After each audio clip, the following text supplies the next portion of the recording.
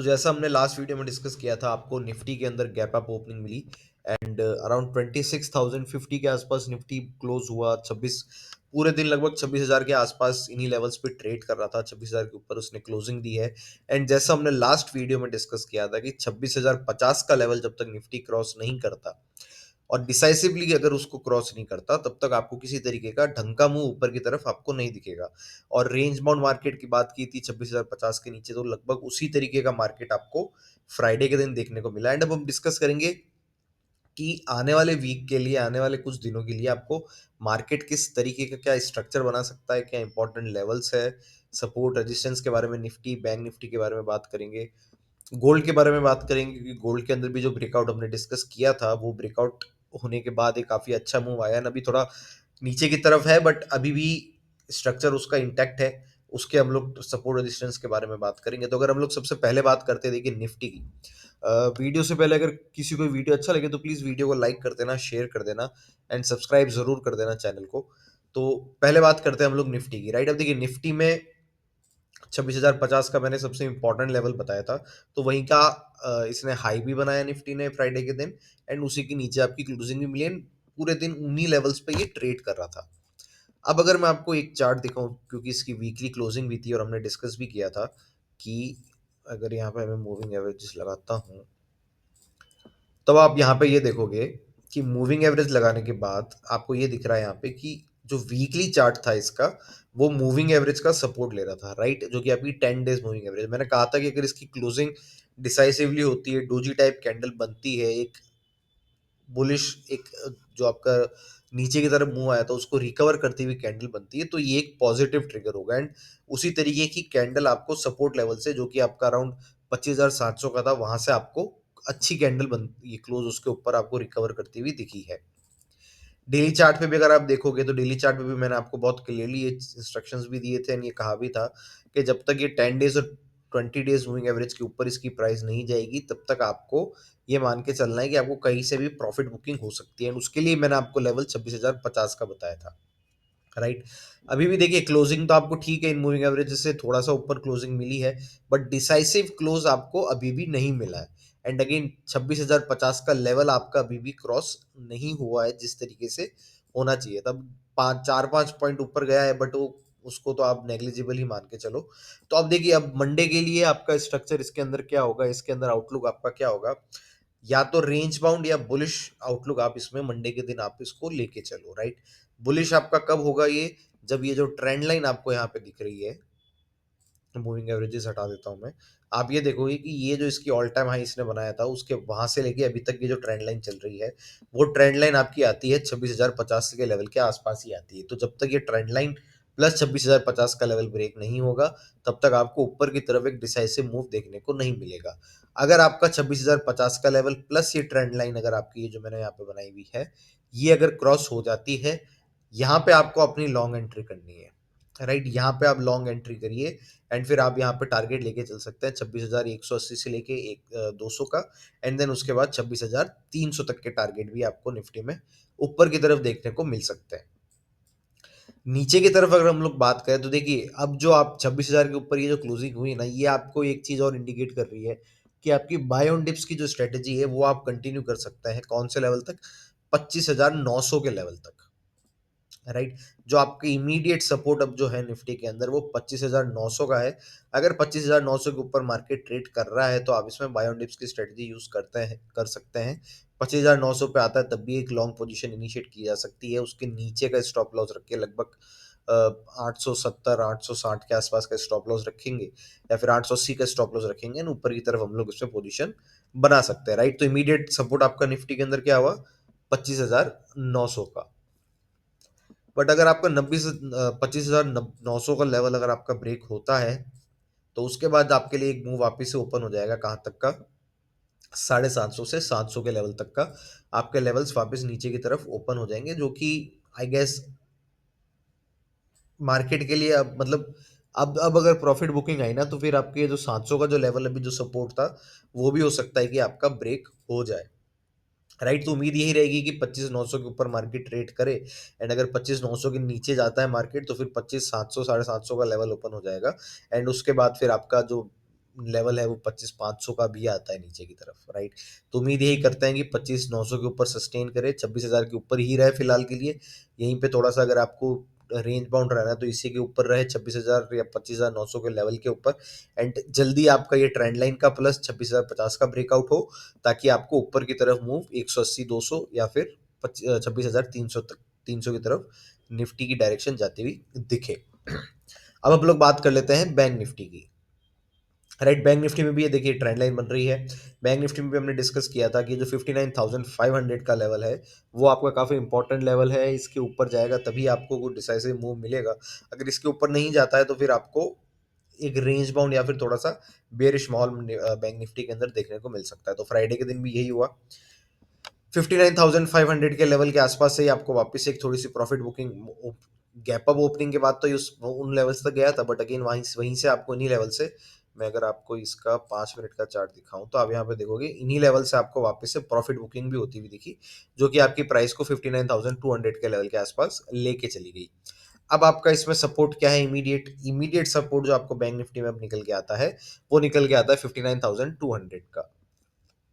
Right, ये अगर नीचे की तरफ 59,200 तक आता है तब भी इसमें एक स्ट्रेटेजी यूज कर सकते हैं, आप इसमें बाय पोजीशन बना सकते हैं। बट सजेस्ट मैं ये करूंगा कि अगर आप बैंक निफ्टी फ्यूचर्स में ट्रेड नहीं करते हैं तो फिर अगर ऑप्शंस में कर रहे हैं तो ऑप्शन सेल करके चलना। राइट, जब तक ये 59,500 का लेवल ब्रेक नहीं होता तब तक अगर आप लॉन्ग ट्रेड भी बनाते हैं तो ऑप्शन सेल करके ही ट्रेड करना।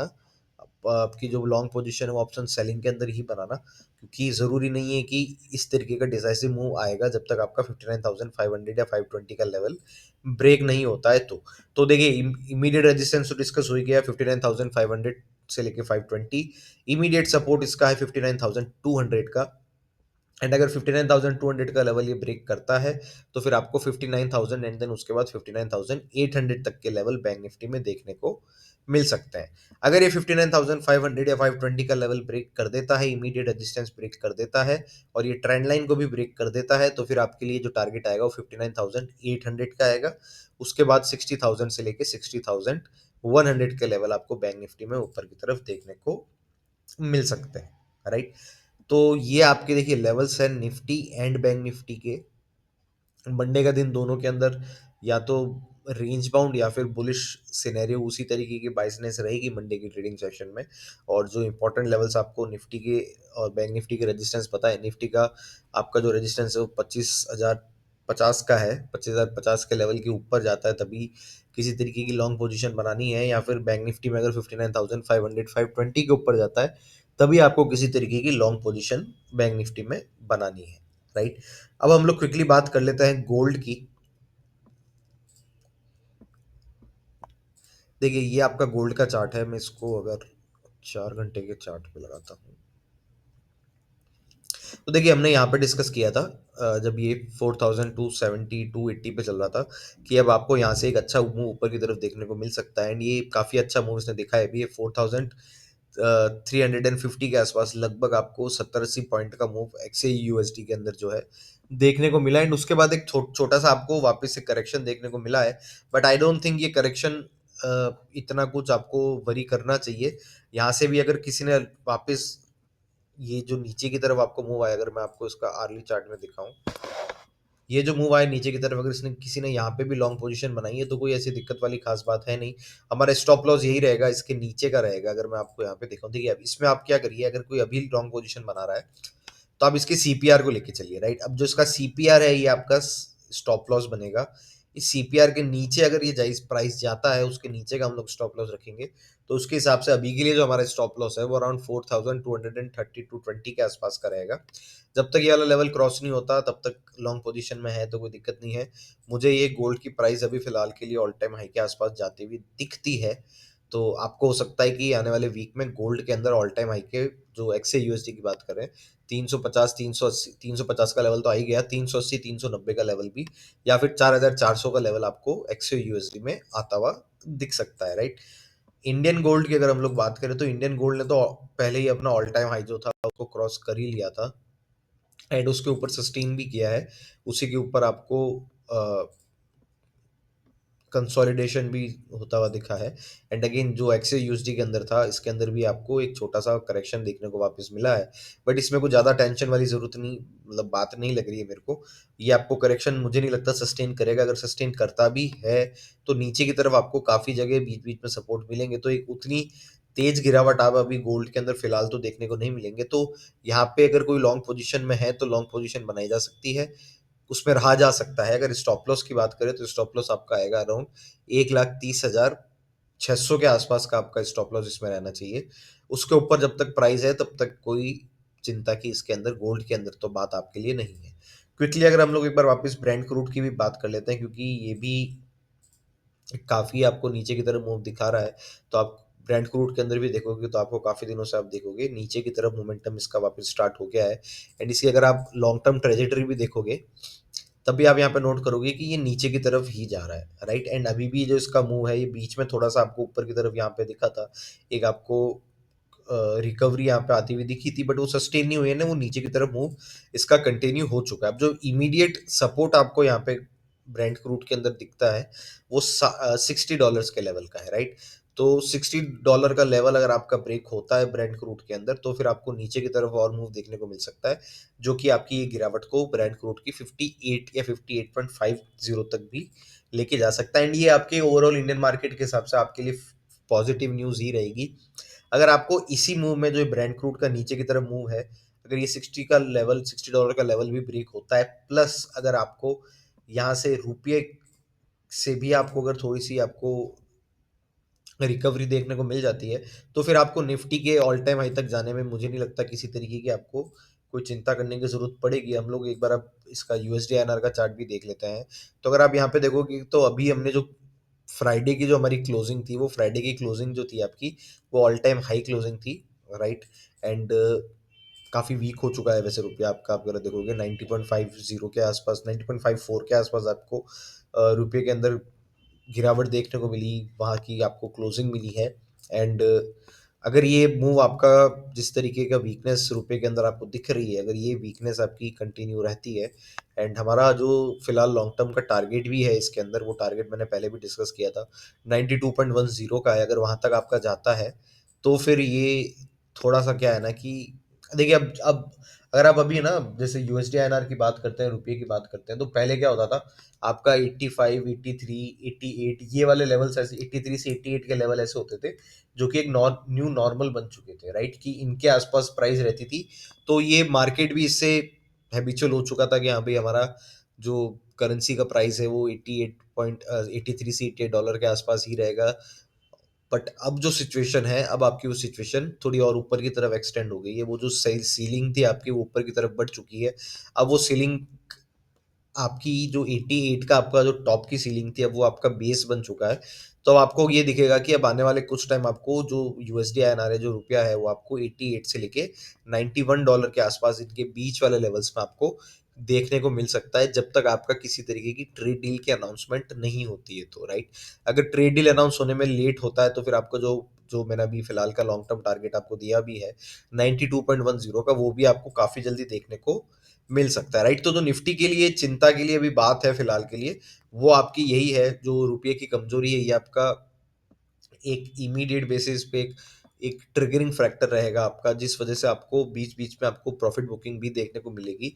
तो वो आपका रुपये का रहेगा। अगर आपका रुपया प्लस ब्रेंट क्रूड का प्राइस दोनों नीचे की मतलब रुपया स्ट्रांग और आपका क्रूड का प्राइस नीचे जाता है, तो ये आपके लिए पॉजिटिव न्यूज़ रहेगी। बट रुपया अगर इसी तरीके से, जिस तरीके से पिछले काफ़ी दिनों से अगर वीक हो रहा है, तो फिर ये आपको निफ्टी के अंदर जो जिस तरीके का अप मूव या जिस तरीके का ऑल टाइम हाई के लिए आपको मूव एक्सपेक्टेड है, उस तरीके का मूव आने में थोड़ी सी आपको दिक्कतें इसके अंदर रहेगी, राइट। तो आने वाले वीक के लिए आपको क्या क्या चीजें देखने की जरूरत है। पहली आपको देखिए, जो अभी फ्राइडे का एक अनाउंसमेंट था आपका एफडीआई के इन्फ्लोस का, जो एफडीआई का आपका 100% का जो अभी नियम आया है कि 100% इन्वेस्टमेंट हो सकता है एफडीआई का इन इंश्योरेंस सेक्टर, वो आपके एफआईआईस की अगर आप रूप से देखोगे तो आपको काफ़ी पॉजिटिव न्यूज़ है।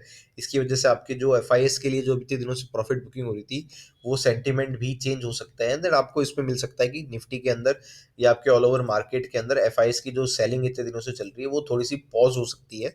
जिसकी वजह से आपको मूव ऊपर की तरफ मिल सकता है। तो आपका पहला ट्रिगर तो यही था, एफआईआई एफडीआई का जो 100% अप्रूवल मिला है इंश्योरेंस सेक्टर में। बट मेजर जो आपका जो नेक्स्ट वीक के लिए आपके ट्रिगर रहेंगे वो आपकी रूपी का प्राइस रहेगा, प्लस आपका जो ये इंडिया यूएस की ट्रेड डील है इससे रिलेटेड रहेगा। आपका इन्फ्लेशन का नंबर भी एक्चुअली आया है फ्राइडे को, जो कि आपका काफ़ी अच्छा था। अराउंड जो नवंबर इन्फ्लेशन आया वो 0.71% आया है, एंड अक्टूबर में इससे भी कम था, 0.25 का था। बट जो आरबीआई का टारगेट 4% का था उससे तो काफ़ी नीचे है नवंबर का इन्फ्लेशन, 0.71% ही है। तो ये भी एक पॉजिटिव न्यूज़ है मार्केट के लिए कि इन्फ्लेशन जिस तरीके से एक्सपेक्टेड था उससे भी कम परसेंटेज में बढ़ रहा है। बट अब ये कितना सही है ये नंबर, ये थोड़ा सा अभी क्या है ना, डिबेटेबल है। क्योंकि अगर आप मार्केट में जाओगे तो मार्केट में आप ये नोट करो